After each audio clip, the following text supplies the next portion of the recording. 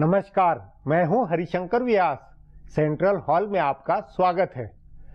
संसद के हंगामे और विपक्ष की आक्रामकता में प्रधानमंत्री नरेंद्र मोदी की यह बात दबी है कि उनकी सरकार को अस्थिर व बदनाम करने की साजिश है। प्रधानमंत्री और सरकार की तरफ से भी खुलासा नहीं हुआ है कि साजिश का और छोर क्या है। प्रधानमंत्री ने साजिश की बात एक आम सभा में कही थी। उन्होंने इसमें एनजीओ का भी रोल बताया। विपक्ष और एनजीओ मिलकर सरकार को अस्थिर कर रहे हैं। भला एनजीओ या कि सिविल सोसाइटी ऐसा क्यों करेगी? प्रधानमंत्री के अनुसार इन एनजीओ को सरकार ने पैसों का हिसाब देने के लिए मजबूर किया तो ये विरोधी बने हैं। संदेह नहीं कि केंद्र सरकार एनजीओ के प्रति सख्त रही है। विदेश से पैसा लेकर भारत में काम करने वाले एनजीओ का रोल यूपीए सरकार के वक्त भी विवाद में था। मनमोहन सरकार के वक्त रिपोर्ट थी कि भारत के बड़े विकास प्रोजेक्ट के खिलाफ एनजीओ का हल्ला साजिशी है।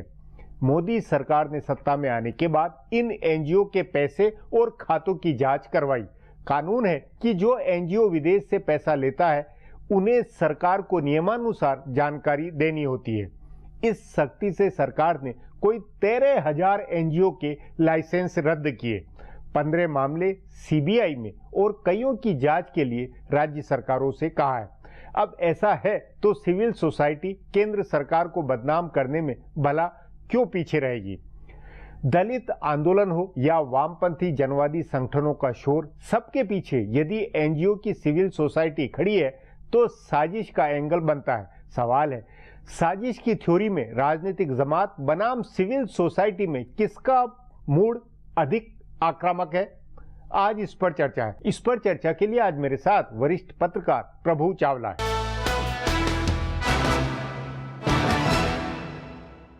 प्रभु जी, प्रधानमंत्री नरेंद्र मोदी ने अपने कार्यकाल के 2 साल पूरे होने से पहले ही यह कहा है कि उनको की सरकार को अस्थिर करने, बदनाम करने के लिए साजिश रची जा रही है। इसके क्या राजनीतिक मायने हैं? जिस तरह के आंदोलन देश भर में हो रहे हैं अभी भी, और जिस तरह से सारा विपक्ष इकट्ठा हुआ है और उनका एनजीओ का नाम भी लिया उन्होंने, तो मेरे को लगता है कि प्रधानमंत्री के पास कोई पुख्ता सबूत जरूर होंगे कि कौन सी एनजीओ हैं जिनके ऊपर इस सरकार ने प्रहार किया पिछले 2 साल के अंदर। क्योंकि कम से कम 10,000-15,000 करोड़ रुपए साल में आता था एनजीओ को, जो सारी की सारी लेफ्ट लोगों से कंट्रोल होती थी या मिशनरी से कंट्रोल होती थी। और वो लोग देश में धर्म परिवर्तन भी करते थे और संघ परिवार के खिलाफ लड़ाई भी करते थे। और मोदी के खिलाफ सबसे ज्यादा लड़ाई अगर किसी ने की है 10 साल के अंदर तो एनजीओ ने की है।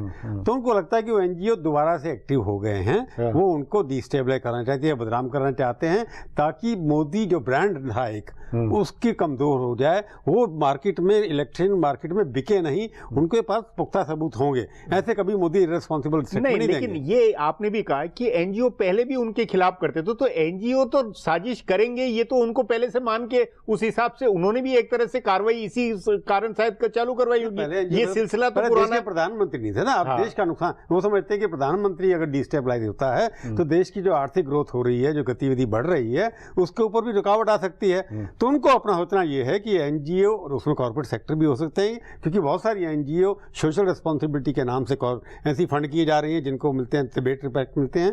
तो सारी ऑपोजिशन इकट्ठी होना, लेफ्ट और कांग्रेस इकट्ठा होना, मुस्लिम लीग और कांग्रेस इकट्ठा होना, और एआईडीएमके डीएमके कई जगह इकट्ठा हो जाना, तो ये सब ऐसी चीजें लगती हैं जिनको लगता है कि अनयूजुअल जो अलायंसेस हो रहे हैं, जो प्राकृतिक नहीं है, नेचुरल अलायंसेस नहीं है, वो इसलिए हो रहे हैं कि मोदी जो है बड़े स्ट्रांग जा रहे हैं। उनको कमजोर करना जरूरी है अगर हमारे को अपनी राजनीति बचानी है। मतलब ये कि राजनीति, विपक्ष की जो राजनीति है और पूरा जो मामला है वो आप सहज नहीं मानते, उसमें असहजता है। बिल्कुल है। और वो अगर असहजता है तो फिर इसका मतलब ये कि मोदी सरकार भी फिर उसके बदले या उसको रोकने के लिए बहुत असहज अंदाज में कार्रवाई कर सकती है। वेस्ट बंगाल में सीपीएम और कांग्रेस मिलकर चुनाव लड़ सकते हैं, ये आपने आते 35 साल में सुना कि नहीं सुना?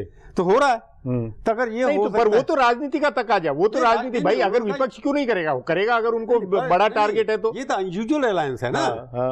कांग्रेस का किसी और पार्टी के साथ होता, सीपीएम और कांग्रेस पिछले 35-40 साल से वहां लड़ रहे हैं। हालांकि केंद्र में सीपीएम कई बार कांग्रेस को सपोर्ट करती है, परंतु केरला में और वेस्ट बंगाल में मिलकर चुनाव कभी नहीं लड़े। ये पहली बार होगा जब वेस्ट बंगाल के अंदर कांग्रेस और सीपीएम मिलकर असेंबली का चुनाव लड़ेंगे। पार्लियामेंट का समझ में आता है। तो उनको लगता है कि एनजीओ पर्टिकुलर, जैसे बिल गेट्स का कई नाम आता है, क्योंकि ऐसी यहाँ पर ऑर्गेनाइजेशन है जिनको बिल गेट्स फाउंडेशन से पैसे मिलते थे और वो मोदी विरोधी एक्टियों में अभी भी शामिल हैं। तो मेरे को लगता है कि इंटरनेशनल एनजीओ जिनके ऊपर पैसा आना बंद हुआ है और यहाँ के कॉर्पोरेट सेक्टर और यहाँ की पॉलिटिकल पार्टी जो मोदी जी के व्यक्तिगत रूप से खिलाफ है, उनकी विचारधारा के खिलाफ होना उनका हक बनता है। नहीं तो इसको राजनीतिक तौर पर सरकार कैसे निपट सकती है? देख सकती है कि बजट के अंदर ऐसे प्रावधान ला सकती है और होम मिनिस्ट्री ऐसे प्रावधान ला सकती है कि आप ट्रांसपेरेंट होने चाहिए। नहीं, वो तो एनजीओ का मामला है, लेकिन अगर पूरी साजिश है राजनीतिक, जिसके डायमेंशन राजनीतिक ज्यादा है, तो इसका राजनीतिक मुकाबला भाजपा या मोदी सरकार कैसे करती हुई लगती है? जेएनयू में है, अगर वो ला सकते हैं कि वहां पर जेएनयू में जो हो रहा था